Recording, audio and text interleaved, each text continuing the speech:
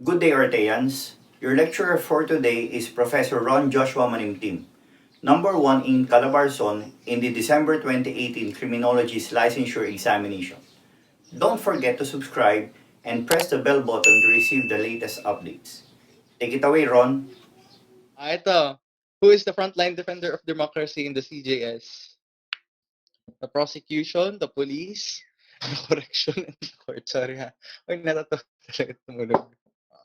Who is the frontline defender of the democracy in the criminal justice system? Ayos daw. Sounds. Yes.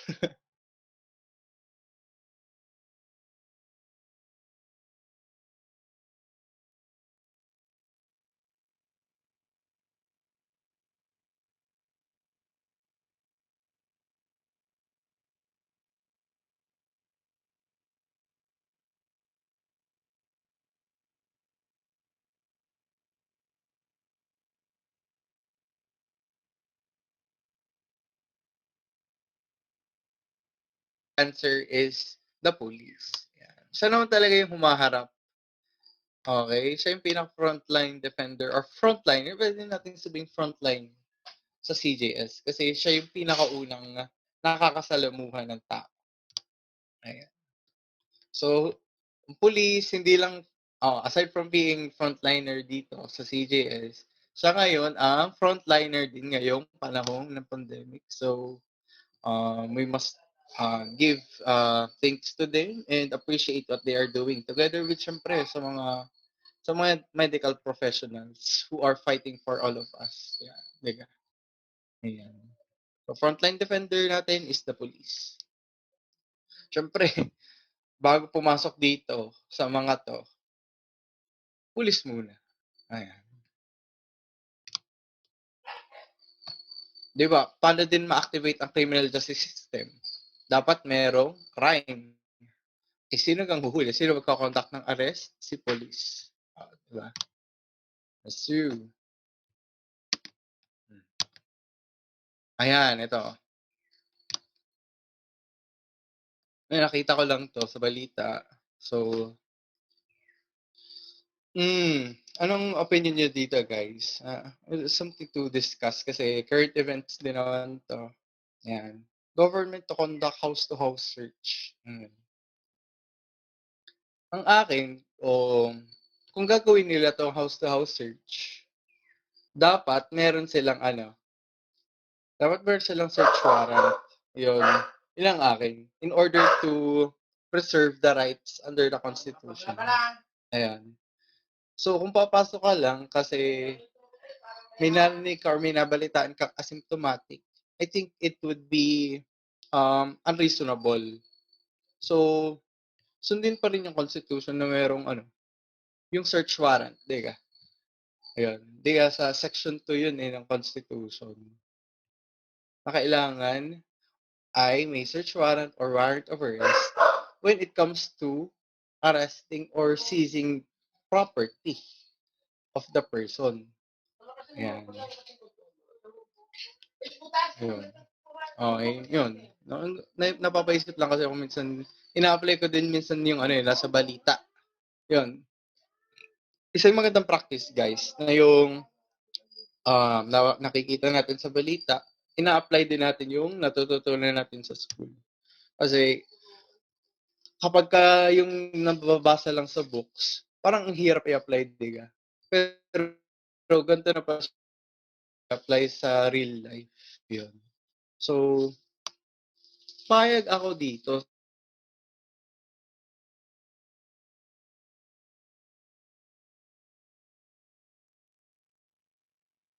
Ito, yun. Yeah, something to discuss ako, diga. Ayan. Siyempre, nabuhay din. Ito. Tingnan niyo ito, ha. This is, ayan. Kasi, tungkol din naman sa police. Ito na. About search to and seizure. Police A and B went to C's house to conduct the search of C Ayan, since there was information that he was an OFW who had showed symptoms of corned beef 19. Ayan, napabahin daw si C nung dumating yung police. Ayan, inaresto ni C. Do you think the search and arrest will be valid? Ito. Ayan. Yes or no, guys? Ayan. Put it in the chat. Yes or no? Ayan, may nag-no. Ayan, no. Yun nga. No, no. Sino pa? Go. Sagot kayo, guys. Tanya, ano ang base nito? Ito yung basis ng pulis, kung bakit sila pumunta. Okay? Kumbaga, itong information na to ay anong klaseng information to? It's possible na ito ay hearsay lang. Ayan. Hindi ka? Kung ito magiging basis natin, this is only hearsay. So, tama yung mga chat nyo. No, the arrest, the search will not be valid. Yan, tama. It is not legal arrest. Yan, tama ka, sir. Yan. Kasi ano bang requirement? Ano yung mandatory requirement para mag-arrest at para ma-issuehan ka ng search warrant at warrant of arrest? Oh. Requirement is there is probable cause. And regarding when you rely onto these informations that maybe only hearsay, ano siya?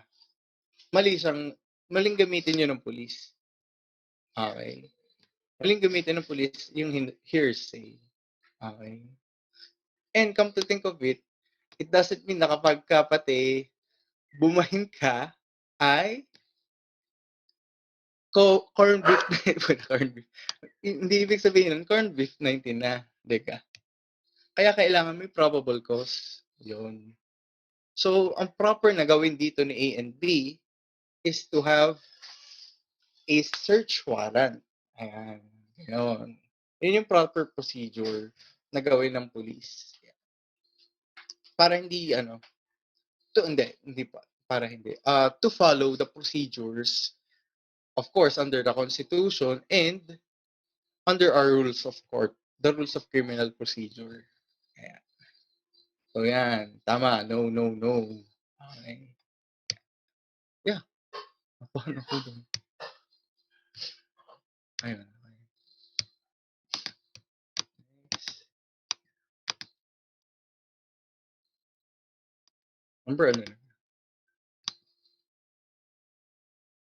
Number 14. There are 5 pillars in the Philippine criminal justice system. And which of them is most vulnerable to corruption? Is it the law enforcement, the prosecutor, the court, or correction? Ayan. Ayan. Kuha lang ang tubig, then answer natin.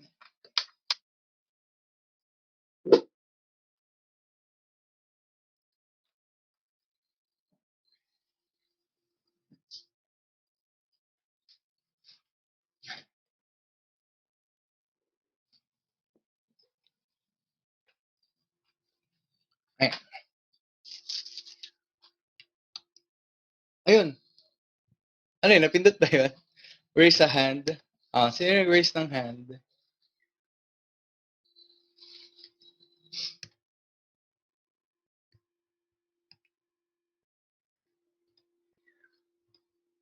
Napindot lang. Sabi na eh. Napindot lang.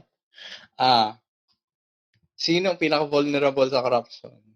Law enforcement, prosecutor, court. Yan. Papasahin ko muna mga sagot. Anong oras yan? 9:31? B? D? A? B? Okay. Iba't iba siya. A. Yan. A. So, the best answer is letter A. Ayan. Law enforcement. Why law enforcement? Diga. Ito ang frontliner sa criminal justice system. So, kung dito pa lang, mapipigilan na yung paggalaw ng criminal justice system, hindi na kailangang umabot dito sa mga to.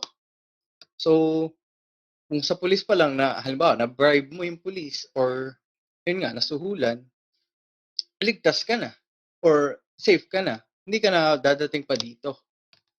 So, ayun nga, sa pagiging frontliner din ng pulis, yun, mas magiging prone sila sa corruption. Ayan. And, kaya naman, ito yung, kaya yung sagot dito, yung pinaka-vulnerable sa corruption ay yung law enforcement. Ayan. Since nga, kapag ka sila na yung nabigyan or nasuhulan, tigil na. Ligtas na, wala ka nang gagastusin pa, diga. Hindi ka nakakapot sa prosecution, sa court. Siyempre, hindi ka na pupunta ng corrections. Although, sa corrections, sobra ding garapal, diga, ng mga nangyayari. Okay, gawa nung kay GB Sebastian, are we even sure if buhay pa yun or patay, diga? Ayun. So, lahat sila vulnerable, but as to the weight, yung pinaka, it is the law enforcement. Ayan. Ayan. Okay. Ayan. So, yun. Tama. A. Ayun. Ayun. May nagdi rin. Okay. Pero ang best answer talaga dito is law enforcement. For being the frontliner, they are more prone. And, yun nga, pag dun pa lang, tigil na, safe na. Safe na yung criminal kung masuhulan mo yung si police. Okay. Number 15. A pillar of the CJS which occupies a unique position in the criminal justice system, serving as a lawyer of the state or government in criminal cases. The law enforcement, court, prosecution, correction. Sino yung lawyer ng state na nagre-represent in criminal cases? Is it the law enforcement, court, prosecution, or the correction? The sagot or the answer is, ayan, letter C. Ayan. Okay. O, syempre, hindi naman to lawyer ang law enforcement. Depende. Court, hindi siya yung lawyer ng state. Okay. Siya yung nagde-decide. Pero hindi siya yung nagre-represent sa state. Ang nagre-represent sa state is the prosecution. Okay. O, correction, syempre, X na din to. Yeah. So, the prosecution is under the National Prosecution Service and yung National Prosecution Service is under ng Department of Justice. Yeah. So, in effect, ito nasa executive department ang prosecution natin. Okay. Law enforcement, di ka, executive din to. Court, judiciary, ang correction, executive department.